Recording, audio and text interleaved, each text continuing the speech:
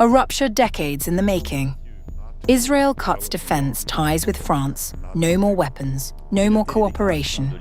Airspace denied, embargo calls rising, trust collapsing.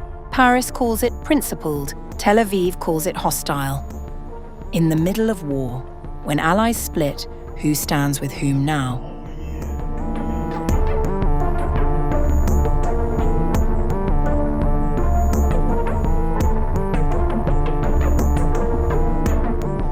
A major shift is unfolding in global defense ties as Israel moves to cut off military procurement from France, once one of its closest partners amid growing tensions over the war with Iran. In a decision that marks a dramatic break from decades of cooperation, Israel has announced it will halt all defense purchases from France. The move comes as Israeli officials accuse Paris of adopting a hostile stance, particularly during a period of heightened conflict in the region.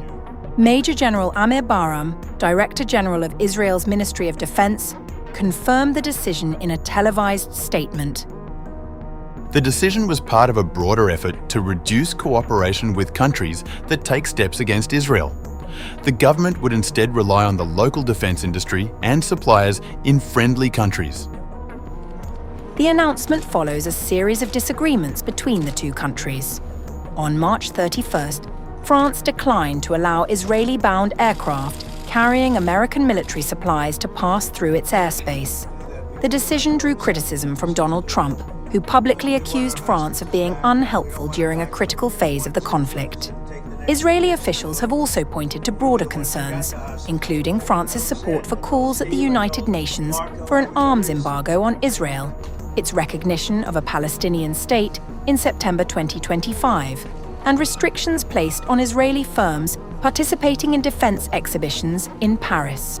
Meanwhile, French officials have expressed regret over the decision, but downplayed its consequences. A spokesperson for the French Ministry of Armed Forces stated that exports of offensive weaponry to Israel had already been significantly reduced since 2024. France's policy is guided by international law and the need to prevent escalation in the region. Our decisions on arms exports and airspace use are made on a case-by-case basis, in line with our commitments and humanitarian principles. Data from French parliamentary reports shows that authorized dual-use exports to Israel fell sharply to around $88.8 million in 2024, marking a significant decline from previous levels. On the issue of airspace, the Élysée Palace clarified that there is no blanket ban on US military flights and that requests are reviewed individually. For Israel, French betrayal is nothing new. In 1967, Charles de Gaulle abruptly imposed a total arms embargo on Israel during the Six-Day War, refusing to deliver 50 Mirage 5 jets for which Israel had already fully paid. A traumatic rupture that forced Jerusalem to build its own indigenous aerospace industry from scratch. The breakdown in defense ties comes at a time when France is also facing internal challenges within its own military programs. The country will now bear the full cost of developing the Rafale F-5 fighter jet after a planned co-financing agreement with the United Arab Emirates collapsed. The dispute centered on access to sensitive technologies, particularly in the field of optronics, which Paris refused to share, leading Abu Dhabi to withdraw from the partnership. Initially, Abu Dhabi had been ready to contribute up to 3.5 billion euros to a program estimated at around 5 billion euros. The collapse of negotiations now leaves France bearing the full cost, with expected delays in development and delivery. Analysts also suggest that UAE may have calculated that siding with friend Israel by cutting the deal with Paris keeps Tel Aviv happy, avoiding any optics of European pressure on Israeli tech transfers, was worth more than the strategic deepening ties. The Rafale F-5 program, expected to enter service around 2033, represents a significant technological advancement, incorporating next-generation systems and integration with combat drones. However, without external funding, France now faces increased financial pressure and potential delays in development.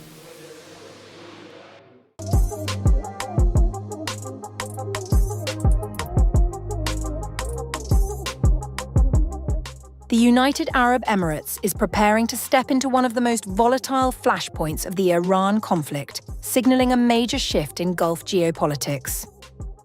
Abu Dhabi is now weighing direct participation in a US-led effort to reopen the Strait of Hormuz, a critical artery through which roughly 20% of the world's oil flows.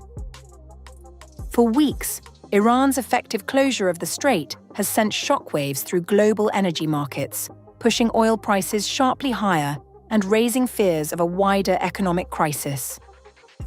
Against this backdrop, President Donald Trump has been urging allies to take on a greater share of the burden, even suggesting that countries dependent on Gulf oil should act militarily to secure it.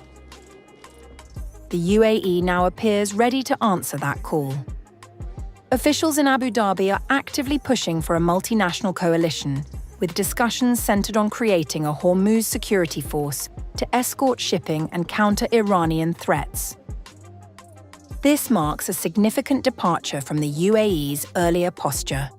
Until recently, the country had positioned itself as a mediator between Washington and Tehran. Now, after a series of Iranian missile and drone attacks on its territory and infrastructure, its stance has hardened considerably. Reports suggest the UAE is even willing to use force if necessary, potentially becoming the first Gulf state to join active combat operations alongside the United States in the current crisis. Strategically, the UAE brings considerable assets to the table. Its proximity to the Strait of Hormuz, combined with advanced air capabilities and key port infrastructure such as Jebel Ali, makes it a crucial partner in any military or maritime operation. Analysts say its involvement could expand operational options for Washington, from escorting oil tankers to securing contested islands and sea lanes. The IRGC says the situation in the Strait of Hormuz is firmly and dominantly under its control and will not be open to the enemies of this nation by the ridiculous displays of the US president. But the risks are equally significant. Any direct Emirati involvement could trigger further escalation with Iran, which has already warned regional states against supporting efforts to break its control of the strait.